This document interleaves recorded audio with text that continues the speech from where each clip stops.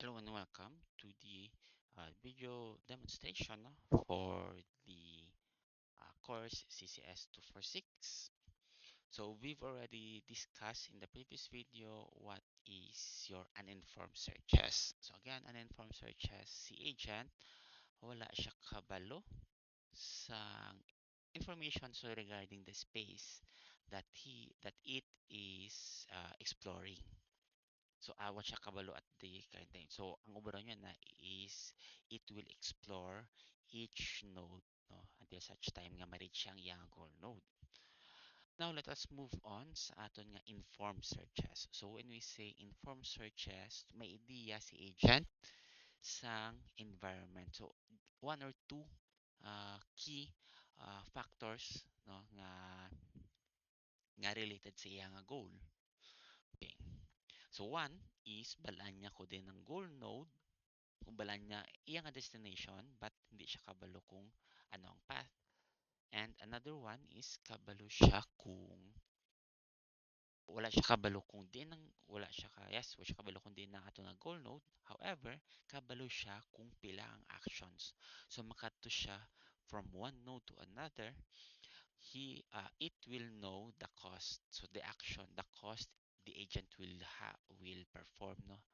So the agent will consume. So the amount of fuel by the agent will consume going from node 1 to the second node. Okay. So on the representation of this type of search is similar sa aton nga previous nga node 3 but ang aton nga addition dire is the presence of what we call our costs.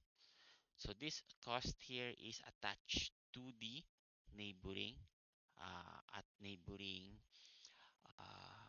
nodes, no? And this represents the cost again of an agent when it will take or it will navigate to this specific node. So in this case, if the agent is on your node A, if it will go to node B, then it will have a cost of 10. So ano man na siya, 10 pesos man na siya or 10 kilometers. So 10, may value siya nga 10.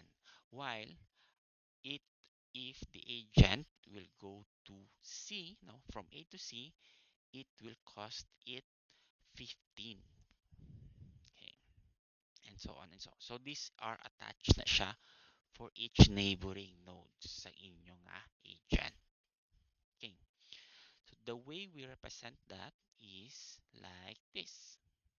So duging extend ko lang ang ang aton nga search node. So si search node accepts ano man mo. So accepts any ang children nga property sa search node can accept anything. So in this case, i-accept is a list of tuples or yes. So ang sa tuple nga ni, ang first item, ang first value sa atong nga tuple is the name sang the atong nga neighboring nodes.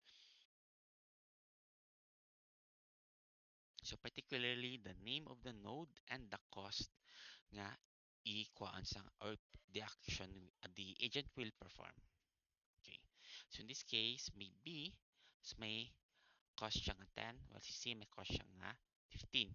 While sa node B naman, so it will have a neighboring nodes. It will have neighboring nodes of D and E. Kung makato si agent from B to D, that will cost it 9.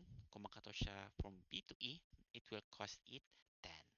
So duging extent lang. So we've added additional values. Okay, these values no makes the agent to appear more intelligent when choosing your your path or your nodes that will lead to the goal node. Okay. So this one is may method kita maging accept or maging method kita maging create specifically for um, performing a best first algorithm. So this is also called as a greedy algorithm as you will know in the explanation. Okay, best. So when we say best first search, so basically it will look for the um, neighboring node na may least action. So ang iya ning ang iya ning overall sa agent nyo is so when choosing nodes is it will select the nodes with the lowest action or the action that it considers to be optimal. So mayroon kita panubo-nubo, pinakanubong a cost or pinakahayas na cost. So most of the time, pinakanubong a cost ni ang gina-discuss ta. Okay. So amo na ang perform sa atong node. So ipilion niya ang nodes, ang neighboring nodes that have the lowest cost. Okay. Kay in the end, no gusto no nubo ang cost nga nga i-perform ang katuan sa atong agent in reaching for the goal node. Okay, so for the selected path, so this one will just keep track no sa aton nga sa aton nga ang path nga again sa aton nga agent. Passive fringe again, so this is the basis no. So this is will determine the nodes nga ino explore sang aton nga agent. Then, so this is the one of the crucial factors. So when trying to implement these search algorithms. Okay, so it will determine kung ano nga nodes ang inog look or i-look after or i-investigate or explore sa atong agent. Okay. So while nga ang aton nga fringe list is hindi pa empty, so it will append that path no to your selected path. So again sa atong agent, and it will track the best cost node na i-keep track na siya kay in expanding, in looking for its neighboring nodes, it will select on which node or which neighboring node has the lowest value. So for this one, so sa aton nga for loop, so dira ta na siya gimbutang ang aton nga is goal. So you can also put that outside dire. So if that item is your goal, then it will append that to the selected path. It will pop the pop the first item, no, so the only item sa inyong list that will stop your while loop.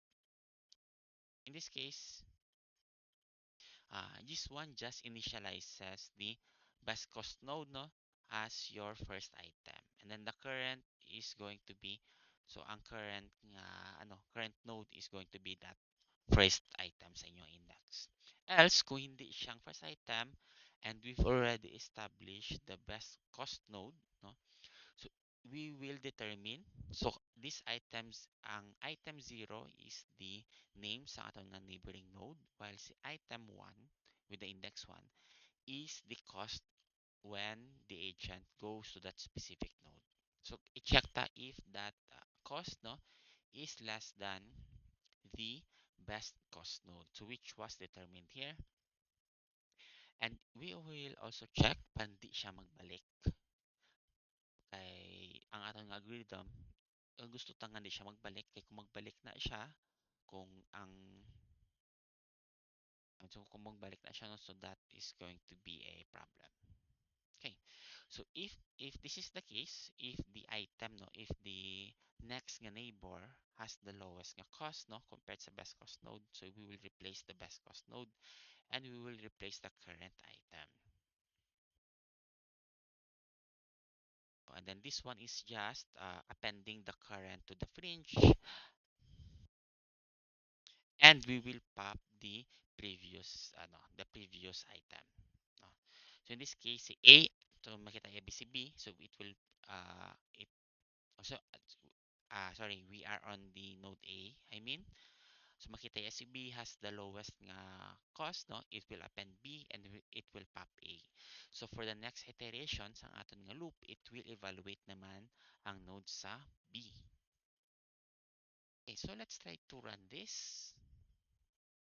So here we have again recreate extended the search node na class to have to handle two values for each neighboring node. So the name again and then the cost.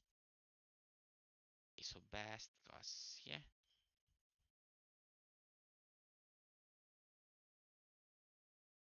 Okay.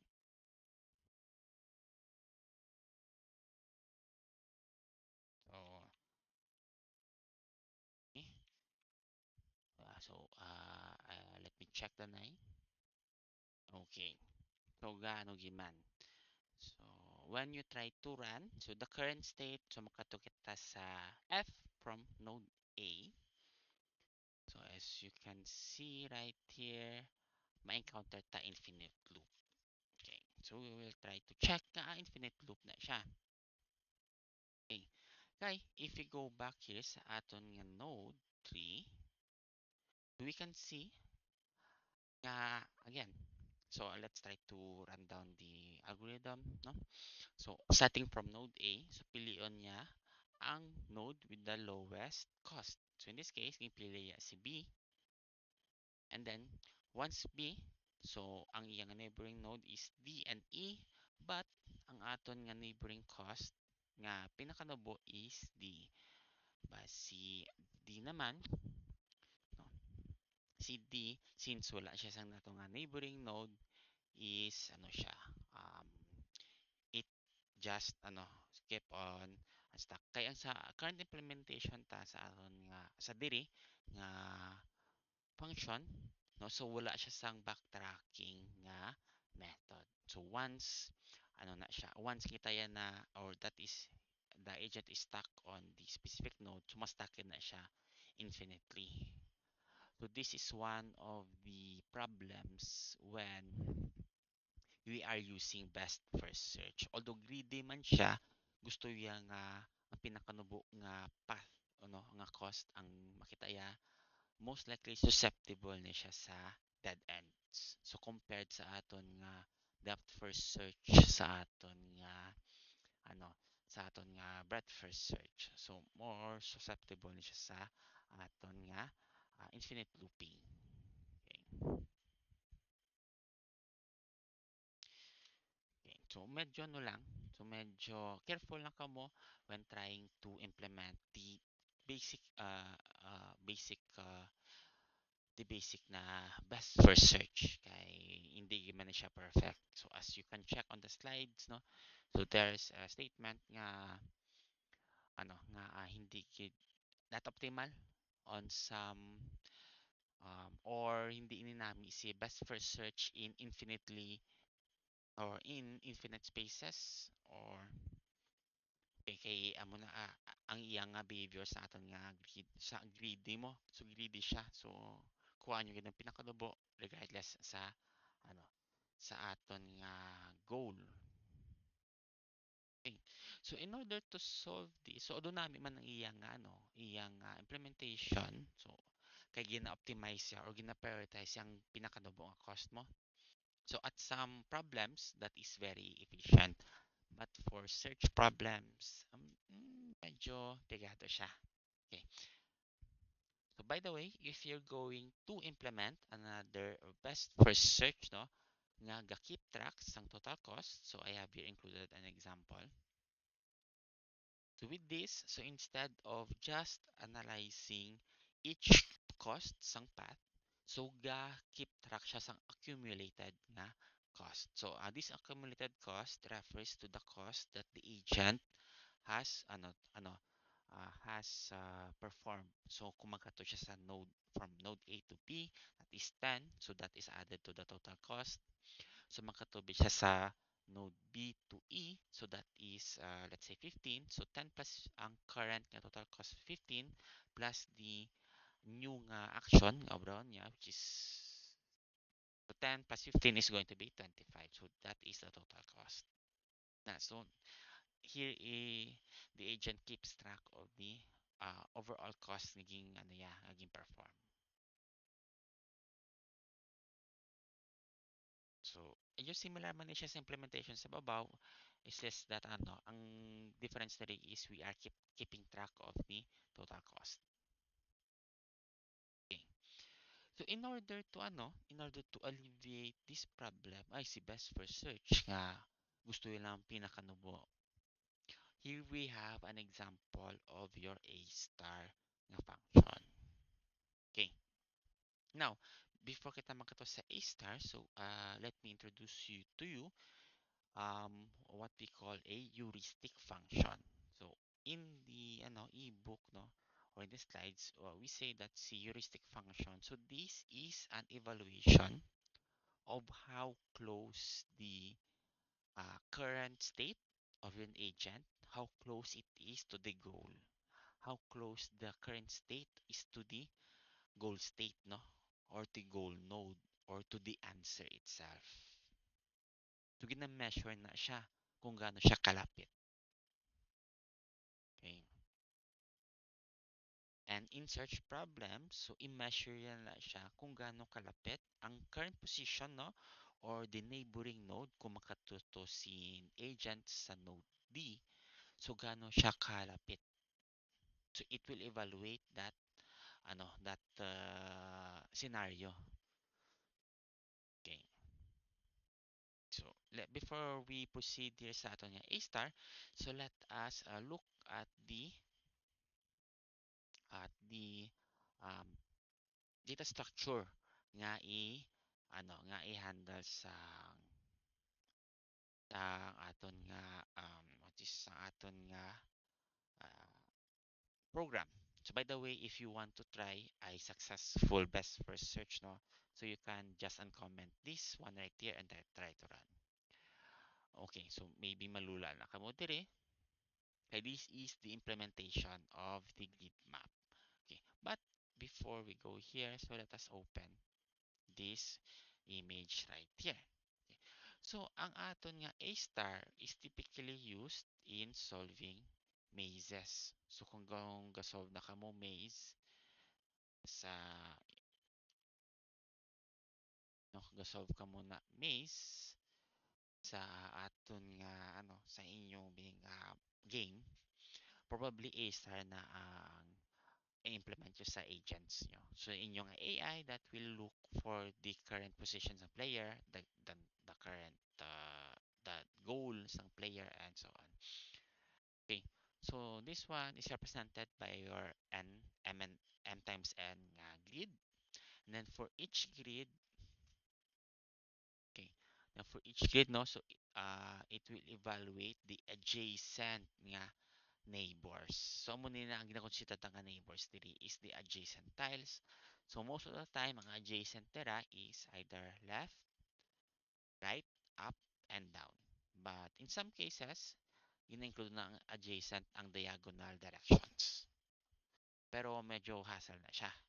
So, for the most part, are only including the four adjacent na nodes. Okay. So, ang purpose diri for your A star is here is the current position be sa aton nga sa aton nga agent. So it will try to evaluate this node right here and then this node right here kung diin ang pinakalapit sa aton nga ano sa aton nga goal. So with A star, so si agent kabalo na siya kung diin ang location sa aton nga A star. Sa aton nga goal node, I mean. Ang problema lang dera is paano tayo i-navigate. So the way they navigate again is it will evaluate the neighboring nodes, no, nga katuan niya, and how close it is to the goal.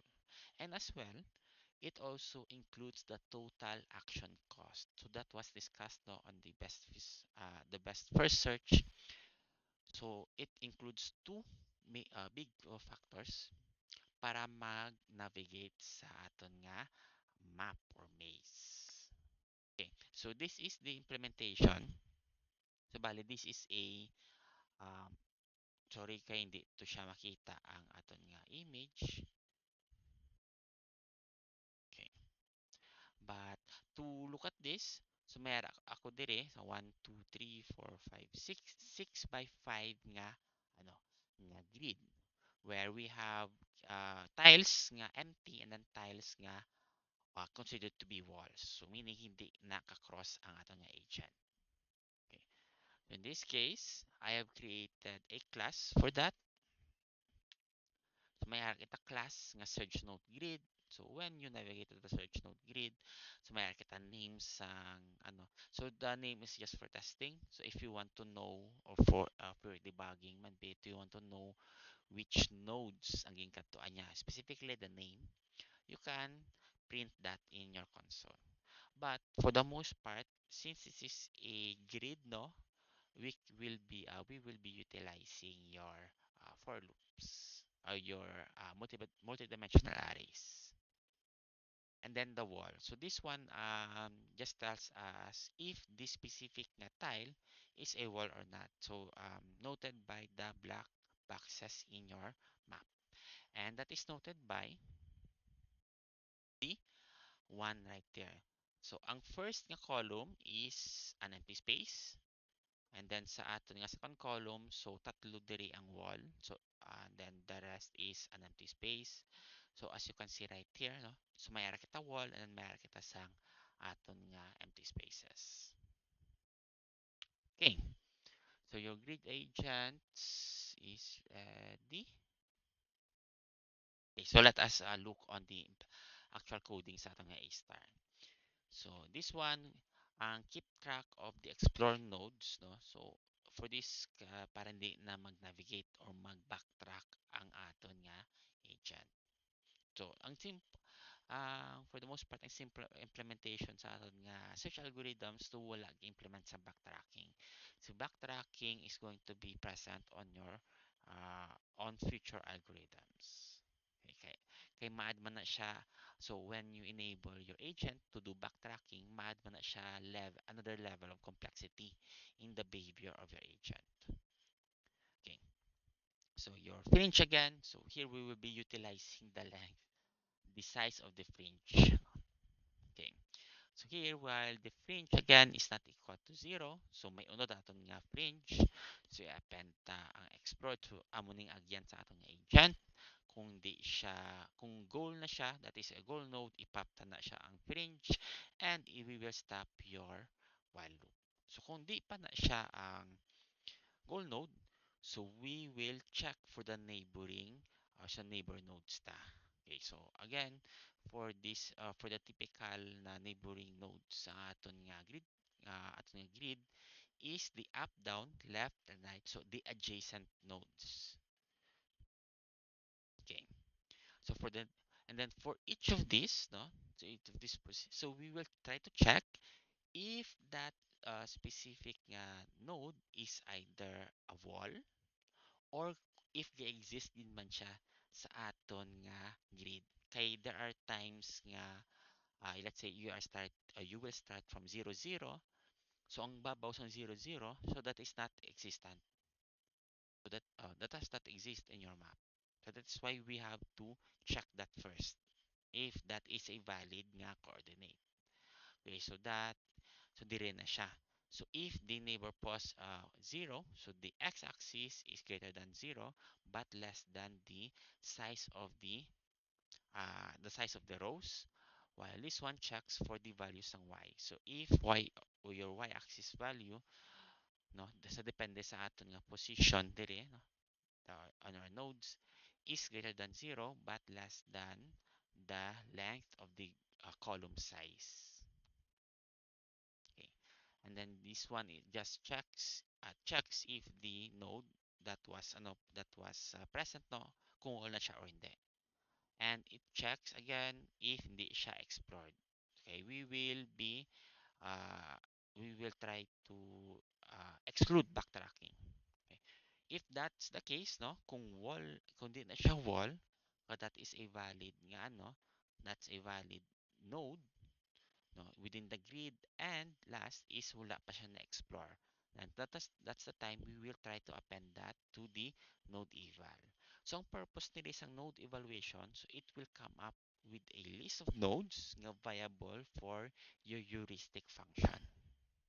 Okay, kaya that one is going to be passed right here sa aton nga heuristic function, no? So your node eval and then the size of the explored nga list. So si size kani siya, so this is going to be the action cost. Kay when we consider this type of ang action cost, no, when the agent moves from one tile to another is just one. Bale, kung kapila na ang nodes kina-explore na niya, that considers to be that sets to be that is the total action cost sang inyong agent. But in some other cases, no, lain man ng action, representation sa inyong action cost. So you will have to represent that in some other way. Okay. So in here, we will determine on which node the agent will go to, okay, using the heuristic function. So si heuristic function ta, so this agent evaluates the nodes and its closeness to the goal. Again, so muna siya ang aton nga heuristic function. And for our 2D na two-dimensional arrays, is we typically use Manhattan distance. So kung di pa kamo kabalo kung ano na siya si Manhattan distance, you can look that up. Then the way we evaluate or the formula used for obtaining the distance between the neighbor node and the goal node. So we will give okay, so we will give the coordinates of the neighbor node and the coordinates of the goal node. So again, si A star dapat aware na siya kung diin ang inyong goal node. Okay. So this one we set the nearest node as the first node, no, and we will try to for loop. So we'll for each kita sa nodes naging pasa no sa nodes to be evaluated. And here we will perform or we will get the score of the nearest node. So this one. So again, that is just for your two-dimensional. So A minus taang X, no? X coordinates sa aton nga nearest node to the X coordinates sa aton nga goal node. And that sum or that difference is going to be in absolute value. So absolute value ta na siya. So output diri is a positive number. And then we will try to yes, so this one and also we will try to get the y-axis difference. So y-axis ang inyong nearest node and then y-axis ang inyong goal node. So if you're dealing with 3D space, so you will also include your z coordinate. So kung multiple dimensions man na siya, you will include as many coordinates as possible. That represents man your environment. Okay, so this one is the node score. So for the candidate node, no, nakadtuan sa inyong agent, so you will try to calculate the total action cost. Sorry, the node score. So that includes the total action cost and the absolute value man of the position sa inyong neighbor versus the goal node's position. Okay, and here, if the node score is less than or equal to the near node scores, then we consider that node to be the nearest node. So, i-configure na siya nearest node, and that is going to be the current node nyo. Okay, so let us try this one. So, must start. So, amo niya ato nga goal node sa ato nga formula. So, wait lang. I will try to fix the image first. Okay, so ari na ta. Display to na si goal node properly. And here, we will try to run your search agent to locate its goal node. So let us start on the initial node is 0, 0. So your typical na starting node. So which means ara siya dire. And it will look for the goal node which is 3, 5. So 0, 1, 2, 3 and then 0, 1, 2, 3, 4, 5. Okay, so this one. Okay. So, at first, it will evaluate na siya kung din siya nga node makadto. So, either this one or this one. Then, it will calculate the Manhattan distance no, of this initial node right here and then with this initial node right here. And once okay na siya, so probably ko ano ni siya and ko ano ni. Okay, since on this node, so wala naman sa other node, so it will consider the next node to be the nearest node na makatuta diri. Now, it will encounter again a choice to here or to here. So, with this, i-calculate niya luwat ang Manhattan distance ta from here to here. And it will select here kay since if you calculate the Manhattan distance from grid tile right here to compared to this one, mas nubo niya aton nga manatan distance. Okay, so let's try to run. Okay, pag run ta, okay, so ari ang nagyan ta, nag-start kita sa 0, 0, 1, 0, 2, 0. So let's try to visualize.